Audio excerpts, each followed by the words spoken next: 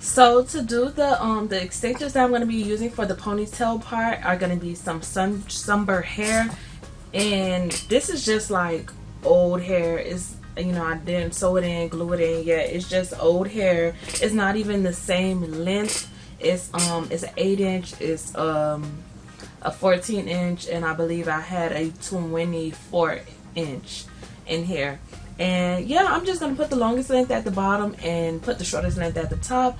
This is like a budget friendly hairstyle. Just if you don't, you know, like me, I didn't have time to buy hair. I didn't really want to waste money on just a ponytail.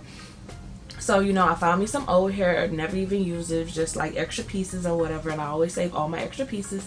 So I'm just gonna, yeah, be using this hair. So just continue to watch. And this is SUNBER hair. All this hair is from SUNBER.